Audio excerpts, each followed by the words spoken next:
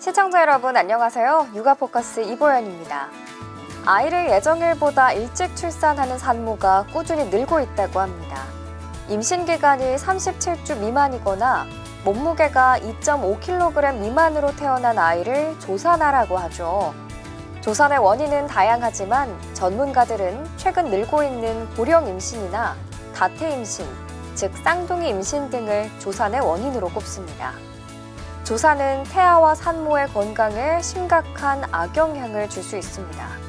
조산은 영아 사망 원인의 절반 이상을 차지한다고 하는데요.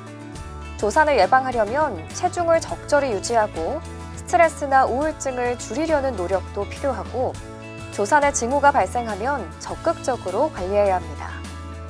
지금 이 순간 새 생명을 잉태하고 계신 모든 임신부 여러분의 건강하고 행복한 출산을 기원하며 3월 10일 금요일 육아포커스 시작하겠습니다. 중앙방역대책본부가 공개한 코로나19 예방접종 예진표입니다.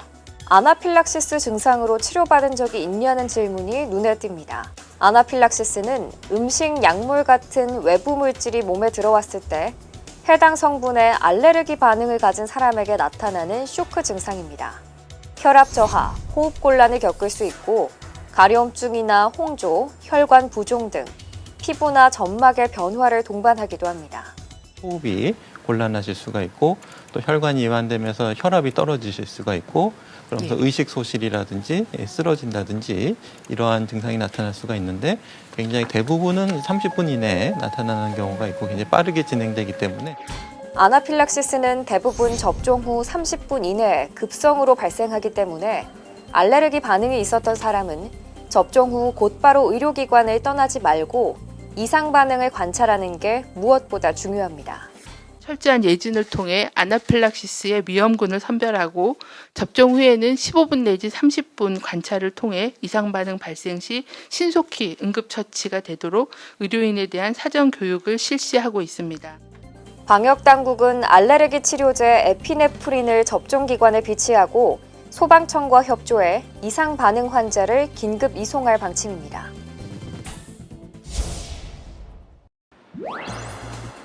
올해 1학기, 지난해보다 등교 수업이 확대되는 가운데 코로나19로 등교가 불안한 학생과 학부모들은 가정학습으로 40일가량 출석을 인정받을 수 있습니다. 교육부에 따르면 학생들은 지난해와 마찬가지로 연간 최장 40일가량 출석으로 인정받는 교외 체험학습을 할 수 있고 체험학습 사유에는 가정학습도 포함됩니다. 교외 체험학습 일수는 교육청별로 최장 38일에서 40일에 달합니다. 다만 등교 수업과 원격 수업 중에서 선택할 수는 없습니다. 저출산에 따른 인구 절벽이 드디어 지표로 확인됐습니다. 지난해 출생아보다 사망자가 더 많은 이른바 데드크로스가 처음 일어난 건데요. 세계 최저인 출산율은 더 떨어지기까지 했습니다. 인구 지표 그리고 청년층이 원하는 대책 알아봤습니다. 지난해 우리나라 연간 인구가 사상 처음으로 자연 감소했습니다. 새로 태어난 아기가 27만 2천 명으로 사망자 수 30만 5천 명보다 3만 3천 명 적었던 겁니다. 인구 감소, 이대로 정말 괜찮은 걸까요? 연간 출생아 수가 20만 명대로 떨어진 건 역시 1970년 통계 작성 이래 처음이고 여성 한 명이 평생 낳을 것으로 예상되는 자녀 수인 합계 출산율은 이미 세계 최저치에서 더 떨어져 0.84명으로 또 기록을 세웠습니다. 경제협력개발기구 OECD 37개 회원국 중 합계 출산율 1명 미만은 한국 외엔 없습니다. 정부는 지난달 제3기 인구정책 태스크포스를 가동하면서 사실혼, 비혼 출산 가구 등 다양한 가족 형태 인정 등 구조적 대책 검토에 들어갔습니다. 앞으로 우리 사회가 겪게 될 근본적 논의 착수를 위한 화두를 제시하는 등 하지만 젊은 층들은 대부분 일자리, 집 등 경제 문제 해결을 원했습니다. 너무 지금 아이를 출산하는 거, 그러니까 아이한테만 그런 복지 혜택이 집중되어 있는 것 같아서 이 아이를 있는 과정에서 필요한 그런 경제적인 도움이라든지 그런 게 부족하다고 생각을 해요. 이제 아이 낳고 나서 육아에 복직을 한다고. 저는 집 문제가 제일 큰 것 같다고 생각을 해요. 아무래도 이제 젊은 층들이 어떻게 하면은 좀 집을 구할 수 있는 대책을 좀 젊은이들이 많이 하기 위해서는 가장 먼저 먹고 사는 문제가 제일 힘들지 않을까 해서 집 문제라든지 그런 돈 버는 거 관련해서 정부가 젊은이들한테 많은 정책을 해주면 좋겠다는 생각이 드네요. 백신을 맞으면 치매에 걸린다. 백신이 몸속 유전자를 변형시킨다. 모두 확인되지 않은 가짜뉴스입니다. 온라인에서 쉽게 찾아볼 수 있는 글인데 허무맹랑해 보이지만 이런 허위 정보가 크게 확산하고 있습니다. 곳곳에서 관련 수사도 이어지고 있습니다. 인천에서는 동네 전봇대나 가로등에 백신에는 나노칩이 숨겨져 있다. 맞으면 목숨을 잃을 수 있다는 내용의 벽보를 붙인 60대 여성이 검거됐습니다. 경찰은 대전의 한 교회에서 전단지를 받아왔다는 피의자 진술을 듣고 수사 범위를 넓히고 있습니다. 부산경찰청은 백신이 실험용 독약이라는 등의 온라인 허위 게시물 3건에 대해 내사에 착수했습니다. 전문가들은 대부분 근거가 없는 정보라며 온 오프라인상에 떠도는 가짜뉴스에 동요될 필요가 없다고 말합니다. 전 세계적으로 2억 회분 정도가 백신을 맞았는데 전 세계적으로 봐도 그 예상치 못한 후유증, 부작용은 거의 보고되고 있지 않다. 가짜뉴스를 만들거나 유포한 사람은 정보통신망법에 따라 최대 7년 이하의 징역, 5천만 원 이하의 벌금형을 받을 수 있습니다. 경찰은 앞으로도 관련 가짜뉴스가 늘어날 것으로 보고 단속을 강화하고 있습니다.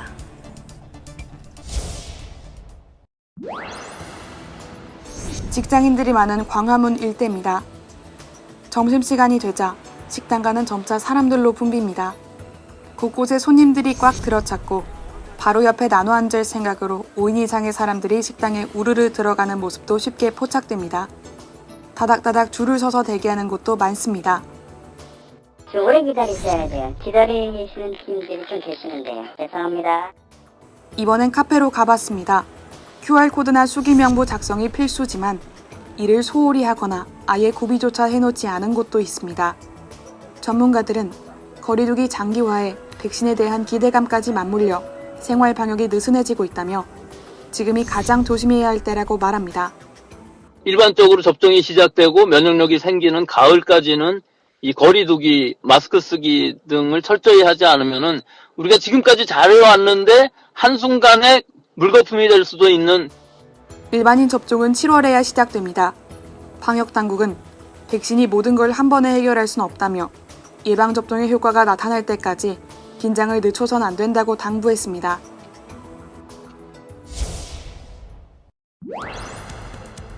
장애 학생은 사회적 거리두기 2.5단계까지 매일 등교가 가능하고 3단계 때도 학교나 가정에서 대면 교육을 받을 수 있게 됩니다. 교육부는 지난 2월 23일 장애 학생 교육 지원 방안을 발표하며 기간제 교사와 예비 특수교사 1000여 명을 투입해 이들의 수업을 지원한다고 밝혔습니다. 다만 수업 참여가 불가능한 경우는 대체 학습 자료를 제공하고 이행 결과를 확인하도록 했습니다. 정부는 확진자 발생 등 감염병 상황에 따라 원격 수업과 등교 수업을 병행할 때도 장애 학생만 다니는 특수학교에는 긴급 돌봄을 지원할 계획입니다. 학교 폭력은 트라우마로 남아 오랜 세월이 흐른 뒤에도 피해자를 괴롭힙니다. 하지만 학생 신분이 아니라면 치료를 받고 싶어도 찾아갈 만한 기관이 없는데요. 전문가들은 이들이 치유받을 수 있는 공공 시스템 구축이 시급하다고 지적합니다. 학교를 벗어나도 폭력의 기억은 이어집니다. 계속되는 트라우마에 고통은 가족이나 주변인들에게까지 전이됩니다. 성인이 다 된 상태에서도 점점 더 악화가 되니까 희망이 없는 거예요. 그 가족들이 지켜보면서 되게 많이 고통스러워요. 온 가족들이 다 진짜 불안에 떨더라고요. 하지만 학교를 벗어나는 순간 사정을 털어놓을 수 있는 곳은 사라집니다. 성인이나 자퇴생이 학교 폭력 상처를 치유하기 위해 찾을 수 있는 곳은 병원 정신과가 전부. 약물 치료로 버텨야 한 건데 마음속 응어리를 풀기엔 역부족입니다. 이게 해맑음 센터가 우리나라에 유일하게 한 군데 저기 피학생들을 위한 그 대한 학교예요. 치유 시설인데 여기 좀 들어오면 안 되겠냐고 부모님들이 조르시는 거예요. 근데 여기는 학생들만 있어야 돼요. 가해자가 유명인이라면 폭로라도 할 수 있지만 일반인의 경우 자구책이 전혀 없는 겁니다. 전문가들은 학교 바깥에 남은 피해자들을 지원할 수 있는 기관이 필요하다고 입을 모읍니다. 독일은 그 성인기에 어떤 문제를 겪고 있다고 하더라도 발생이 청소년기에 일어난 거라고 하면은 청소년과 준해서 지원하는 제도가 있는 걸로 알고 있어요. 나아가 이제라도 학교 폭력이 발생했을 때 곧바로 조치가 이루어지게 해 2차 피해를 최소화해야 한다고 지적했습니다. 임금 근로자들의 소득이 늘었지만 대기업과 중소기업 간 격차는 여전히 심각한 실정입니다. 통계청에 따르면 2019년 임금 근로자의 월 평균 세전소득은 309만 원, 중위소득은 234만 원으로 전년 대비 각각 4.1%, 6.3% 늘었습니다.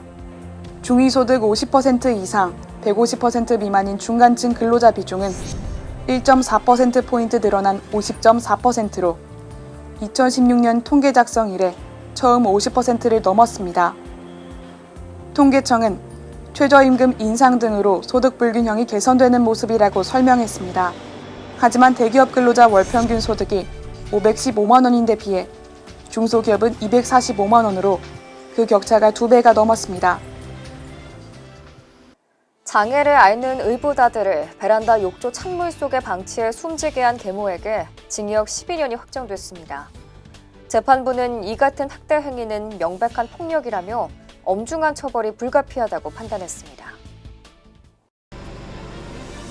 지난해 1월 경기도에 있는 한 아파트에서 당시 9살 김모군이 숨진 채 발견됐습니다. 계모인 30대 여성 A씨는 영하의 날씨에 의붓아들 김모군을 속옷만 입힌 채 베란다에 둔 욕조 속 찬물에 2시간 동안 있게 한 혐의로 구속됐습니다. A씨는 경찰에서 김군이 얌전히 있으라는 말을 듣지 않고 시끄럽게 돌아다녀 벌을 주려고 했다는 취지로 진술한 것으로 알려졌습니다.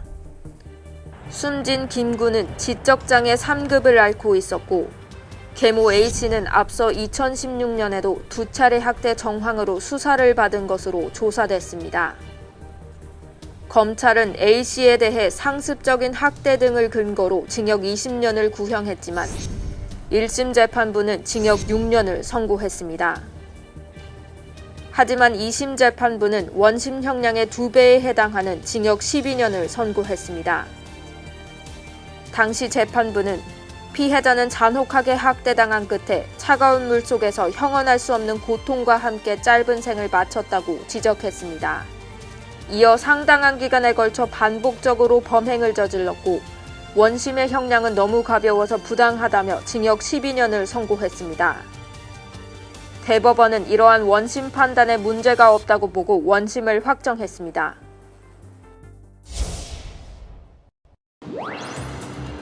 근육 움직임을 부드럽게 만들고 몸속 수분량을 유지하는 데 필수 성분인 나트륨.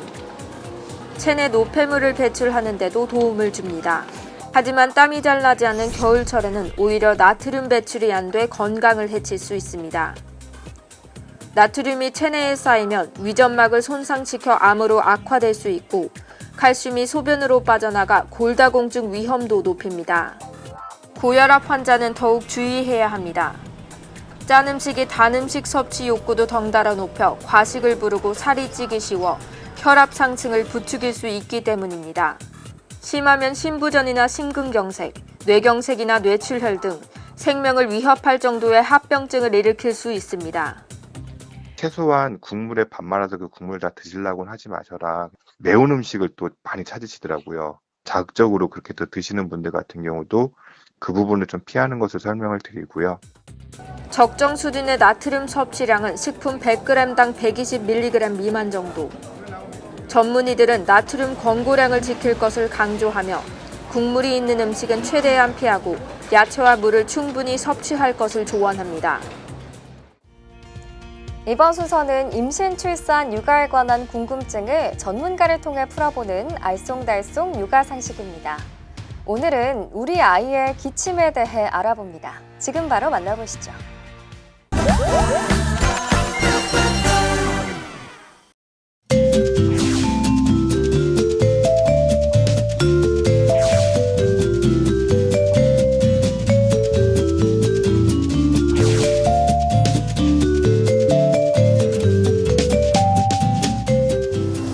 보통 그냥 가습기 많이 틀어주고요. 물 많이 먹을 수 있게 해주고, 그리고 뭐 배즙 달인 거 이런 것들을 끓여서 먹여주는 편이에요. 약을 먹이기보다는 먼저 물 대신에 배추물을 끓여서 애기한테 줘요. 그러면 배추물이 약간 달콤하기 때문에 일반 물보다 더 좀 잘 먹고, 배추물이 뭐 감기나 목감기에는 좋다고 그래서 거기다가 배를 좀 같이 끓이면 더 달콤하거든요.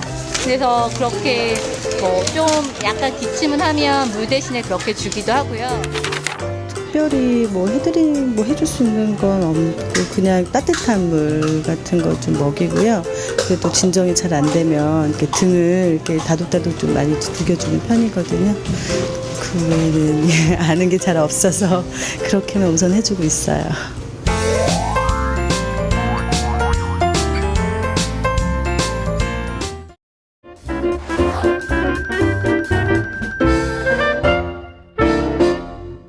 기침을 심하게 갑자기 아기가 하게 되면은 부모님들은 아기의 과거력을 잘 생각하셔서 전에도 이런 적이 있었는지, 또는 최근에 좀 무리했는지, 또는 신체적인 다른 열이 있었는지, 그런 거를 좀 살펴보시고, 일단은 그냥 그 확실한 원인을 알 수가 없으시면 우선은 안정시키고, 큰 병은 아닐 거다 하는 불안감을 애기한테 주지 마시고, 충분한 이 수분 섭취를 시키고 좀 안정을 시킨 뒤에 그 다음에 의사하고 의논을 했으면 좋겠습니다. 우선 급한 대로 병원에 가서 진해제를 쓰신다든가, 또는 일반 갖고 있는 약들을 그냥 쓰시는 거는 오히려 기침을 악화시킬 뿐더러 더욱더 치료 시기를 놓치거나 또 어렵게 하는 경우가 많습니다.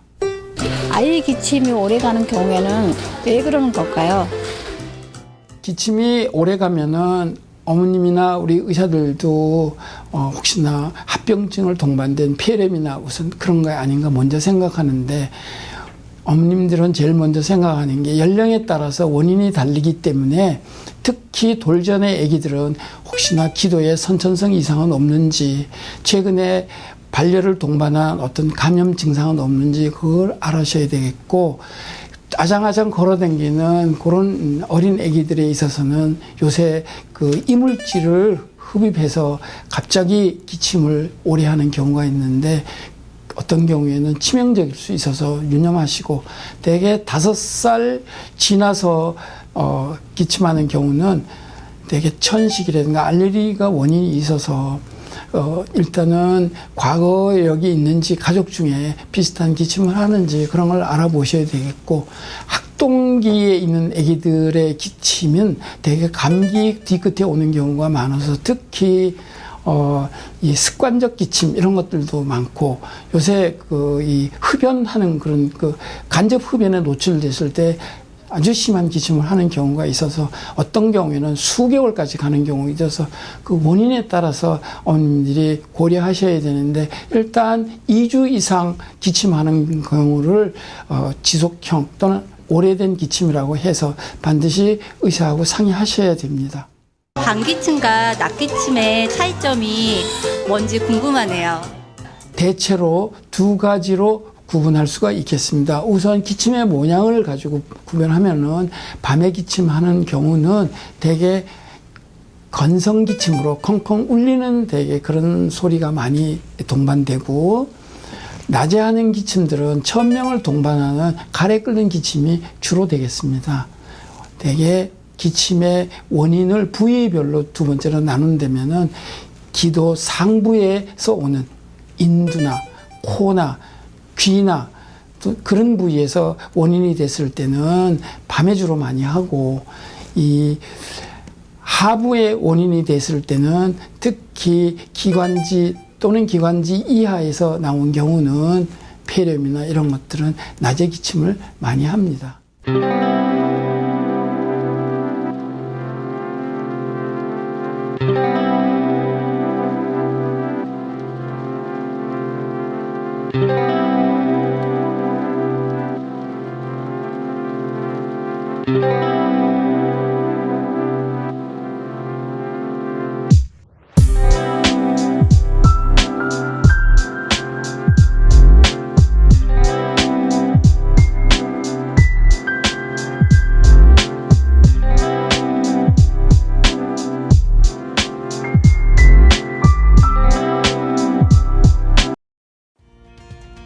이번 순서는 한 주간에 있었던 우리나라 인구 통계와 정부, 지자체의 각종 인구 정책을 모아서 소개해드리는 인구 이슈 시간입니다. 함께 만나보시죠.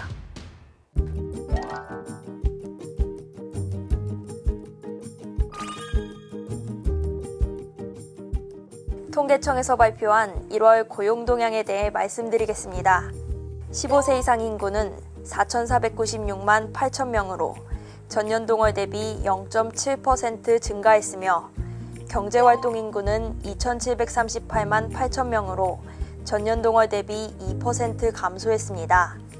15세 이상 취업자는 2,581만 8천 명으로 전년 동월 대비 3.7% 감소했으며 실업자는 157만 명으로 전년 동월 대비 41만 7천 명, 36.2% 증가한 것으로 나타났습니다.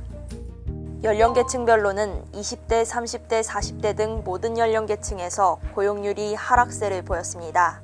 이 중 가장 높은 하락폭을 보인 15세에서 29세 사이 청년층은 전년 동월 대비 31만 4천 명이 감소한 것으로 나타났습니다.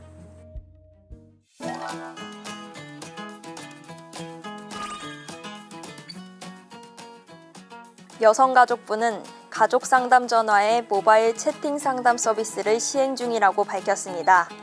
본 서비스는 언제 어디서나 도움을 받을 수 있도록 상담원과 24시간 채팅 상담이 가능한 모바일 채팅 서비스입니다. 카카오톡에서 가족상담 전화를 친구로 추가한 후 언제나 이용 가능합니다. 보건복지부는 2020년 만 3세 아동 소재 안전 전수조사가 완료됐다고 밝혔습니다. 해당 전수조사는 아동 안전을 강화하고 양육 환경 개선 서비스를 지원하기 위해 실시했습니다. 대상 아동은 34,819명으로 이 중 152명의 아동에게 양육 환경 및 아동 발달에 필요한 복지 서비스를 지원하였고 전수조사 과정에서 발견된 4건의 아동학대 사건에 대해 지원 조치를 실시했습니다. 저출산 고령사회위원회는 인구 고령화 등 미래 대응을 위해 우리 사회가 지향해야 할 연령통합적 사회의 비전과 방향을 모색하기 위한 연령통합 세대연대 정책포럼을 출범했습니다. 제1차 연령통합 세대연대 정책포럼은 연령의 의미와 새로운 연령 기준을 주제로 개최됐습니다. 서울시는 야간 보육이 필요한 부모들이 마음 편히 이용할 수 있도록 어린이집 야간 보육 온라인 신청 창구를 전국 최초로 신설했습니다. 또한 야간 휴일 등 긴급 돌봄이 가능한 거점형 야간 보육 어린이집과 365 열린 어린이집을 확대한다고 밝혔습니다. 김해시는 저출산 고령화에 따른 인구 구조 변화에 대응하고 시민의 삶의 질을 향상시키기 위해 결혼, 출산, 양육 교육, 일자리, 주거 등 5개 분야 152개의 맞춤형 인구 정책을 추진한다고 밝혔습니다. 관련 신규 사업으로 무주택 청년 가구 월세 지원, 세대별 맞춤형 인구 교육 실시, 일생활균형 문화 확산을 위한 여성 친화 도시 조성, 가족 친화 마을 조성 등을 추진할 예정입니다. 아마존 열대우림의 원주민 사회에서 처음으로 여성 족장이 탄생했다고 합니다. 아마존 원주민의 족장이 여성이라는 게 상상이 가시나요? 브라질 북부 지역에 있는 시크린 두 카테테 원주민 부족에서 올해 28세 여성 코코치 시크린이 새로운 족장으로 취임했다고 하는데요. 이제는 아마존 원주민 사회에까지 여성 파워가 신장됐다는 게 놀라울 따름입니다. 육아 포커스 준비한 내용 여기까지입니다. 시청해주셔서 고맙습니다.